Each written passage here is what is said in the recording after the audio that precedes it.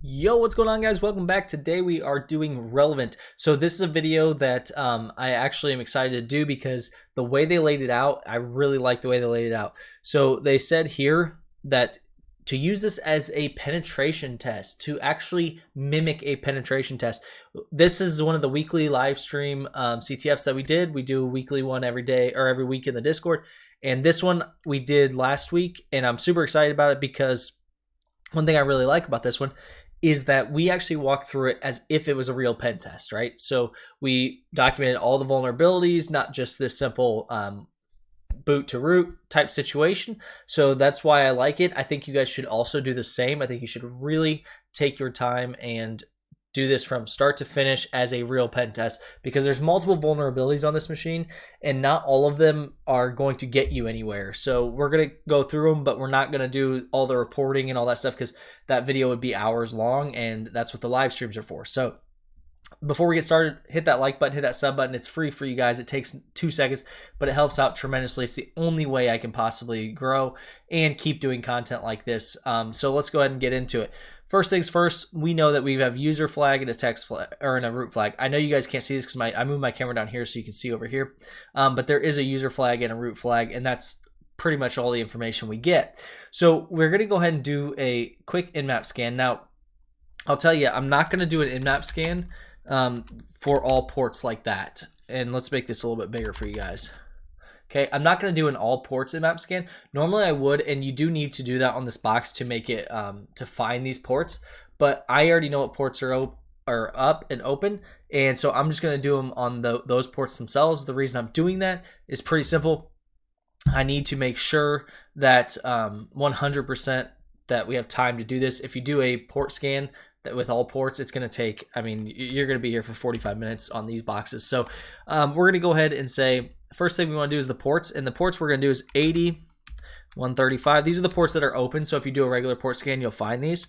139, and I'm just have my document over here with all these ports, so I know 445, 3389, and then it's 4, I got to remember, I think it's 46 or 43. Let me make sure here before we get crazy. 49663, that's what it is.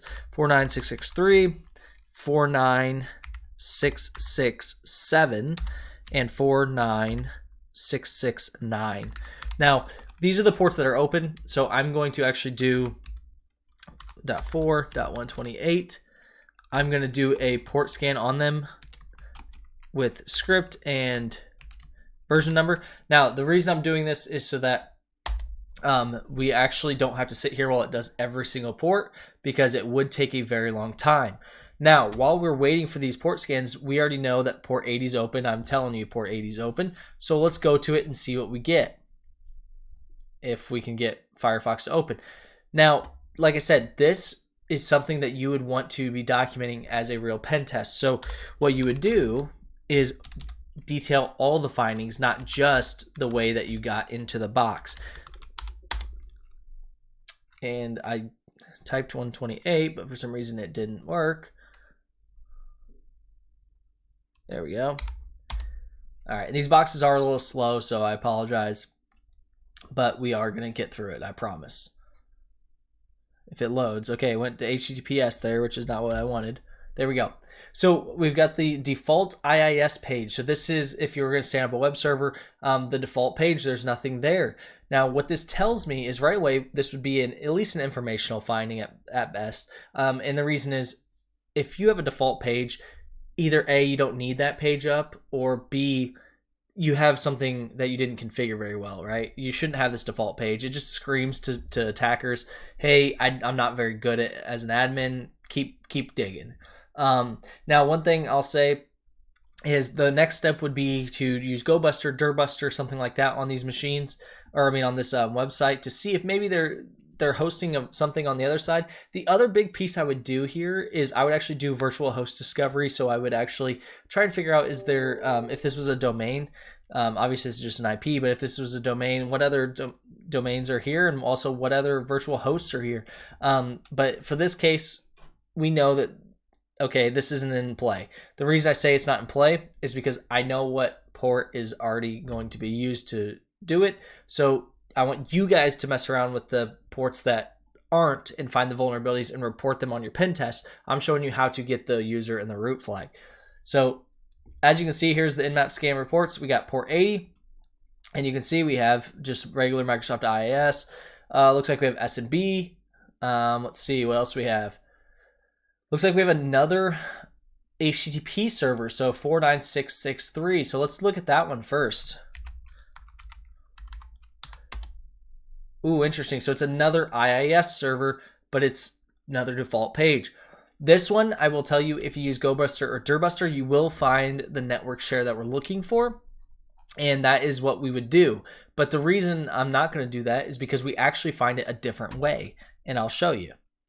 So you can see we have that, and then we also have just your typical SMB stuff. Looks like here, if you look, authentication, they used guest and they did get authentication. So we know that, hey, you can log in as a guest. So let's go ahead and connect. So we say SMB client, tac L to listen, and just give it the IP, right? 1010, or I said listen, I was thinking of netcat, but to list the shares. So what we're going to do is we're going to say, hey, on this, list the shares that are available to me. We go ahead and do it. It's going to ask for a password. This is where you just hit enter because we know that you're going to authenticate as a guest. You don't need a password. And look at that. So we have our default shares here. And then we have network server, service or network service, or server, one of the two, whatever their naming convention they're going for. But you can see that we have it here. So right off the bat, we have a network share that is, what can we use it for, right? Well, there's a couple things we could do here. The first one, we could check to see if they're using this SMB share to host the website, which is what they're doing. So we say, hey, net, let's pull it up. And this is why I said you don't have to use GoBuster if you just tried this. So what we'll do is we'll copy this. And you could try this on both websites. And you see, okay, it doesn't look like I have anything, but it did load. So that's what tells me, okay, something's here. Well, so what we can do, since we have SMB here, is we can actually connect to it, the SMB, and say, hey, SMB client, and say, hey, what are we looking at here? What exactly is it? And we can just say 10, 10, 4, 128, and then we just say the network, which I think I say, yep, there we go. And we just connect to it. I got to put another slash in there. It's going to ask for the password. We know we don't need it. So now we're in. Look at this. Look at that. We have passwords.txt. So we know it's hosted over here. Instead of getting it, we could just say get and get it from SMB. But let's go to passwords.txt and see if can we read them. Oh, look at that. That's cool. So we automatically have 2 encoded username and passwords here. Now, I already know that because I've decoded them. But if you want to decode them, just go to CyberChef or anything else and base64 decode it. I'm not going to do it because it's not relevant to getting the user or the root flag. But that would be a finding on a pen test, right? So this is why I like this box a lot, because look at this, another finding that we could put on the pen test. This would be at least a low. I mean, I would say it's probably a medium at best, because you have usernames and credentials stored sitting here where everybody, I'd put this as probably a high, depending on if they're valid credentials, right? If I could use these to log into something else, it's a real big deal. If these are old credentials that are, whatever the company may say they're old, it doesn't matter. We just need to take them down. So let's go ahead and look at them. Okay, so we're in the SMB, so that's really good. We've got that. Now, the other thing that you could notice is if you dove into this a little bit more, you would find that there's actually Eternal Blue, I believe it was Eternal Blue, MS 1017 was on here, and there's a vulnerability for it, right? Well, if you do any research on it, and if you do actually look up and research it, it'll tell you that it's an unstable exploit, meaning it could crash the system. This is where I say very carefully, treat this as a pen test. If you had a exploit and you were doing a pen test for a company, and you know that that exploit can crash those servers, and this is a production server, meaning they have real information going on it, are you going to run that exploit? You might. I personally am not. I'm going to ask them. I'm going to explain the risks and say, hey, we need to have a meeting. Here's the risks. We found this. Do you want us to try and exploit it? Do you have backups? That type of thing. And I'll go from there. I'm not just going to run it. So it depends on how you handle the situation. Everybody handles it a little different, but I'm saying because some people may have in their contract that there's going to be a risk involved of possibly crashing their servers, et cetera, et cetera. But anyway, this is where you handle like a real pen test, right? So I didn't run that because I didn't want to crash it. Now, in the weekly CTF meeting that or the live stream we had in the Discord, a lot of people ran it and they said it crashes it every single time. Well, perfect. Look what happened. In a real pen test situation, they just took down a production server. I did not, but I did put it in my pen test report. And now look at the other piece of it. If you're a pen tester, okay, maybe I didn't get remote code execution like the exploit says, but what did I get? I got a denial of service attack. I can crash your server on command. So right off the bat, it's still an attack. It's still dangerous. So that's why still put it in your findings, even if it doesn't do what you thought it would do. So that's kind of an interesting one, right? So now one thing I always want to check, we have a way, if you look, we have this network share that we can access. Well, can we put files there? Because we know we can read them. Let's just try this. Let's go File, open tab, make it big. We'll say echo, this is a test, and then we'll sign it Stuffy24, right? And then we'll put that in test, put an extra space in there, test.txt, and then we can go here. If we can say put test.txt. Oh, it put it there. Interesting. So it's showing it there. Now, what happens if we go over here and try and access it on the website? Test.txt. Oh, look at that. This is a test, Stuffy24. So right off the bat, we know we can put files here and we can access them. That's big. If we could put files there, but we couldn't do anything with them, we couldn't access them, it may not help us yet. But if we can put files there and access them, that's pretty big. So now all we have to do is create a payload that the website will read and exploit, right? So right off the bat, we know we're going to probably use MSF Venom. So we're going to say MSF Venom, right? And then payload. And you can use whatever payload you want. You can use a interpreter shell, whatever. I'm just going to use a regular one, Windows x64-bit shell, reverse TCP, right? So there's the actual shell itself. And then we just say what host we want. Whoops, I just clicked the wrong button there. L host.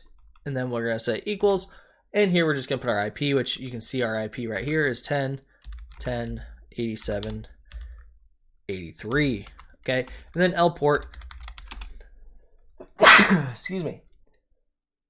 If I don't sneeze again, L port equals. And we're just going to use 1, 2, 3, 4. I always just use it because it's so simple. You wouldn't obviously use this in real life, but then we're going to say what format we want it. And we want an ASPX because we need the website to read and run it, right? We need it to run. So we're going to say, okay, and then we're going to name it. What are we going to put this in? We can just put it in payload.aspx, right? Doesn't really matter. We run this and we named it payload.aspx. Remember that name because you're going to have to put it there, right? Now you could do this all from here, but when I say do it all from here, you could get out of SMB, reconnect, all that stuff. I'm doing it in 2 different terminals, so that way I don't have to go back and forth. I can just literally, once it's done, put it directly into the SMB, but we'll see. One thing to keep in mind is what you're going to see me do is put it there. Don't forget, you can see it's, if we hit ls, payload.aspx, I'll put it over there. We'll say put payload.aspx, hit enter, it'll put it there. Now, stop and make sure that you get your listener set up, because if you don't have a listener set up, you're just going to be wasting your time. So we're going to say netcat NL LVNP, NVLP, doesn't matter, whatever format you, or whatever order you put them in, does not matter. And remember, the port we're listening on is 1, 2, 3, 4, because that's the one we put in the payload. So we say, okay, listening, we're sitting there listening, great. Now all we have to do, since this is sitting in the directory, is access it. We just say payload.aspx. Now when you hit enter, you notice this little wheel, well, it's not a wheel on Firefox, it's just back and forth, but it's just spinning, it's just sitting there. That's good. That means that it's working. Now when you go back here, one thing I notice is a lot of people in this live stream said, like, well, it didn't work, because, including myself when we did this initially, because I did this the first time, I thought, well, shoot, it didn't work, I must have mistyped something. Well, if you actually just wait a little bit, it does connect. It takes about 20, 30 seconds. Sometimes it's a little bit longer, but there you go. You can see connection received, and the web page loads, and there's nothing there, but it loads. So now we say, who am I? And you can see we're IIS at pool. Perfect. So we are now on the machine. We have a shell. Now, granted, we're just a regular user, and the first thing they want is the user flag. So we say CD, and we go to C. I pushed C, I thought, but we go to users, and we go to, we'll just say users, because we don't know the user yet, right? So we say dir, and the first user, you can see there's only 2 users. There's an admin, and there's Bob. Well, we know we don't have admin access yet, so it's got to be Bob. So we say CD Bob, and then after Bob, we'll just go into Bob, and then we'll just go to his desktop, and then you can see here, there's the user.txt. So you just say type user.txt, and there's your flag. Boom. There's your first flag. That's the user flag, right? So now we need to figure out how do we get the admin flag. Now, here's where some people kind of have good ideas, but you want to try as much as you can when you're doing real pen testing to avoid using well-known tools like LinPs, WinPs, those type of things. Granted, yes, I understand you might want to use them, but if you use them, there's a good chance that an EDR or antivirus is going to pick those up real fast. It depends on the pen test. I'll say that. We're treating this as a pen test. So some pen test companies some companies when you are hiring you might say, we want it to be 100% just like the real thing. We don't want to give you any information, black box testing, right? They may also say with that, we want you to not get caught. If they don't want you to not get caught, then as soon as you start running those tools, you're going to get caught. Some, on the contrary, say we want you to get caught and then kind of get more stealthy as you go, because we want to see where's that threshold of where you're going to get caught and where you can get away with it, right? So they may say start out spraying attacks. I want to see it. And we want to see what our defenders see. You know what I mean? So it just depends on the engagement itself.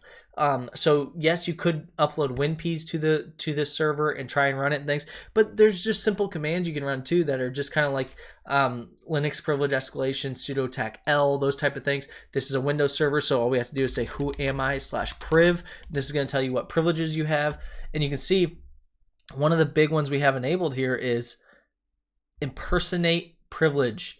Why is that a big deal? It impersonates a client after authentication. So it impersonates whoever you want, right? As long as you have the permission after authentication, so you're already authenticated. So what we can do is we can actually go through, and I'm just opening up this tab here, and if you do, you'll do some research on this, and all you gotta do is type in SC impersonate privilege vulnerability, and you're gonna see this really well-known print spoofer attack, right? Well, this print spoofer, if you go on the actual original GitHub page, is a compiled tool. Well, I didn't want to compile it myself, and I don't have to because this Divus, he went ahead and created one for us that's already compiled. I would never recommend you download a compiled tool already, but I know that I believe he did this for the actual box itself, so I know that there's not much risk involved. If you want the GitHub, you'll get it right here. So you can see, we'll go ahead and say open tab, and you just say git clone, and it's https github.com.dievus print spoofer. All right, and it's going to clone into print spoofer. Now, the only thing you have to do now is go into print spoofer, and you'll see you have this print spoofer.exe. You need to move that because you got to put it whatever. Well, you don't have to move it. You could just go into that directory and then SMB it. But we're going to go ahead and put it into our home directory because that's the directory that we're already dealing with. We named it print spoofer.exe. You can see now it is print spoofer.exe right here. We go to our SMB and we just say, hey, put that print spoofer.exe in there. So now when it puts it there for us, now it's on the machine. So now we have this print spoofer, but now we have to access it. So we have to go back to the root directory or C. And now if you look at dir, you see we have inet pubs. This is where our website's being hosted. So we say cd inet pub. We look again. We have www root and www root 1. We go to www root. And then look at that. We have our network serve share. So now we just say cd into nt4 wrk sv. And now we're in there and we look, and there's printspoofer.exe. Now, if you look at the GitHub, you can see this command is what he's saying to run. It'll escalate your privileges, okay? And the service account must have SE and permanent privileges to execute. We have that. So let's go ahead and run this exactly the way he says. Print spoofer, and you don't even have to capitalize because Windows is not case sensitive, .exe, and then you just do tac I, tac C, cmd. Hit enter and watch. It's gonna try it, it's gonna test it. It's gonna say, hey, is this valid? And then you'll see it gives you a little bit found privileges, name, operation, blah, blah. And now you say, who am I? And it did not work if you notice that. So let's try it again. It says it timed out. So let's try it one more time. Print spoofer.exe, .i, tac C, and then cmd. And there you go. It worked right away that time. So you notice that's actually, I'm actually really glad that happened because that has not happened to me yet. And I didn't, if it happens to you guys, run it again. Now you say, who am I? And look, we're now in T authority system. So we are root on the box now. I'm really glad that happened because if that happens to you guys, this is a common thing in hacking and cybersecurity and IT in general. This is common. It's very common that you run something and it fails, right? It's possible that just one little thing went wrong. You can run it again to validate. So this is something I recommend you do. Run it again. Now we go to C, and if you remember, we have to go to users, and then we should have that admin, right? CD administrator, and then we should go to their desktop, and then you can see right there, there's the root.txt. So we type root.txt. All right, there it is. Now, I know I kind of flew through this, and there's way more vulnerabilities on this machine than just this. So I recommend you guys go through and actually look at some of these vulnerabilities and also write it up like a real pen test. I'm telling you, you'll get so much more experience if you write it up like a real pen test rather than just doing a CTF. Write an executive summary, write a technical summary, write the pre-engagement paperwork, write everything you do, write your notes and everything else. This is huge because that is what you're going to do in a real pen test. And it's kind of like if you've ever played sports, you practice like you play, right? That's what you want to do. You want to be as close to the real thing as you can to gain that experience. So I recommend it. Check it out. This is a fun box. There's a lot more going on in this box than just what I did. So this is how you get the root and the user flag, but make sure you check out the rest of the box and do enumeration just like you would on everything. And hopefully you guys enjoy and hopefully you guys like the content. Thank you guys so much and have a great day.